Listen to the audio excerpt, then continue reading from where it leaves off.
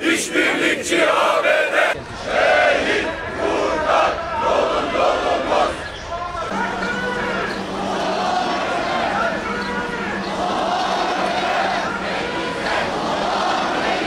Ceddimiz Abdülhamid'in kabrinin yanından geçiyoruz.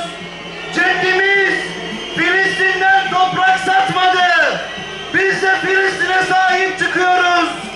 Haydi, haydi en kutlu sloganımıza haykıralım. Tekbir! Tekbir! Nehirden denize özgür Filistin! Hiç kimsenin bundan vazgeçme hakkı da yok. Bize saldırıldı.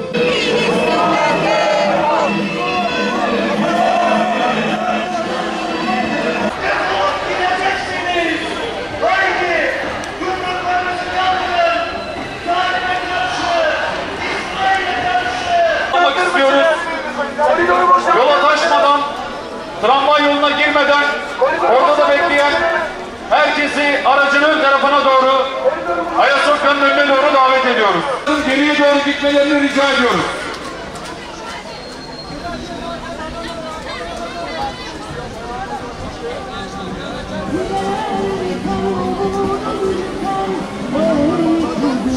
Aracın ön tarafına doğru davet ediyoruz.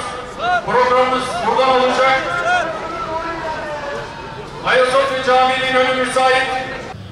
وَمَنْ أَوْفَى بِعَهْدِهِ مِنَ اللَّهِ فَاسْتَبْشِرُوا بِبَيْعِكُمُ الَّذِي بَايَعْتُمْ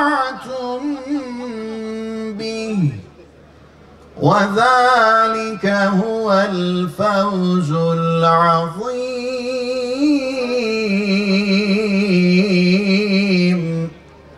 İsrail özellikle kendi limanlarında bu gemileri hep durdurmaya çalıştı. Teknik olarak önümüze arızalar çıkardılar. Kıymetli kardeşlerim, tam 14 yıl önce terör güçleri Akdeniz'de gemimize saldırarak 10 tane kardeşimizi şehit etti.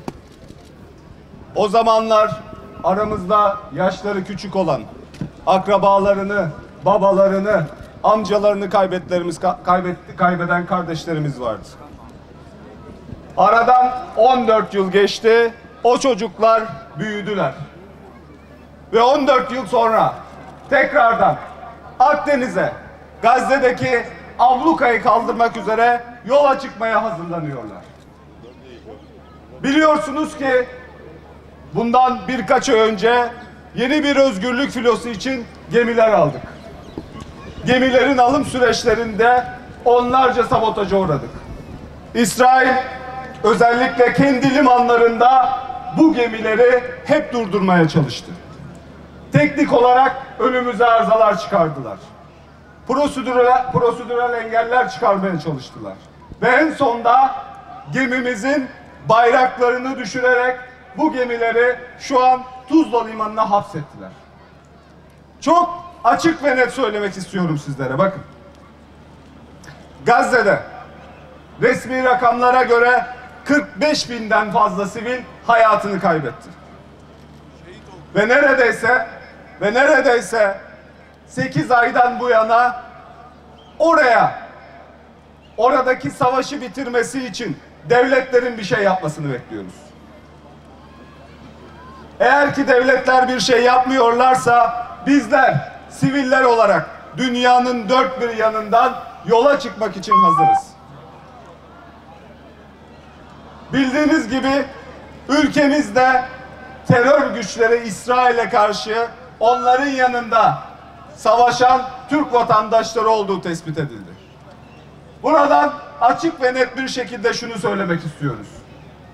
Türkiye'den İsrail saflarına gidip Gazze'de savaşan ne kadar Türk vatandaşı varsa hepsinin bir an önce tespit edilip vatandaşlıktan çıkartılması ve insanlığa karşı işlenen suçlardan yargılanması gerekiyor.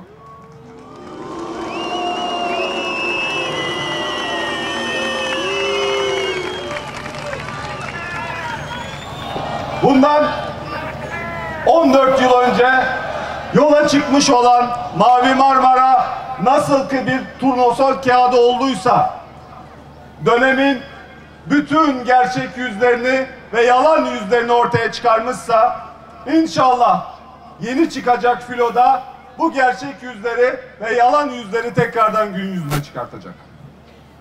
Bu süreçte sizlerin, halkımızın ve vicdan sahibi tüm insanların desteğine ihtiyacımız var. Çünkü şunu biliyoruz: İsrail yargılanmadığı sürece, oraya aktivistler, doktorlar, gazeteciler, medyacılar gitmediği sürece, oraya insan girişi ve insani yardım girişi engellendiği sürece bu yaptıklarında durmayacak. Bizler ölmeye hazırız. Her ne kadar uluslararası hukuka saygı duymayı bilsek de, buna saygı duysak da, sizlere de insan haklarına, İsrail'e insan haklarına saygı duymasını öğreteceğiz. Bundan sonrası için açık ve net çağrımız şudur: devletler Gazze meselesini insani yardıma indirgeyemez. Devletler Gazze'de ateşkesten sorumludur. Şu an bölgede bulunan Amerika, İngiltere, Yunanistan, Almanya gibi her kim varsa bunların karşısında 57 İslam ülkesi de bir araya gelip durması gerekmektedir. Eğer ki İsrail'e karşı şu an bir tavır alamazsanız, yarın aynı problemi kendi sınırlarınızda göreceksiniz. Sanmayın ki İsrail duracak. Hayır, durmayacak. Müslümanların İslam coğrafyasının okkalı bir tokadını yemediği sürece İsrail durmayacak. Bundan sonrası için Gazze'de ateşkes sağlanana kadar, oraya insani yardımlar ulaşana kadar ve İsrail her nereden gelmişse geldiği yere defolup gidene kadar Akdeniz'de filolarımızı yüzdürmeye devam edeceğiz inşallah.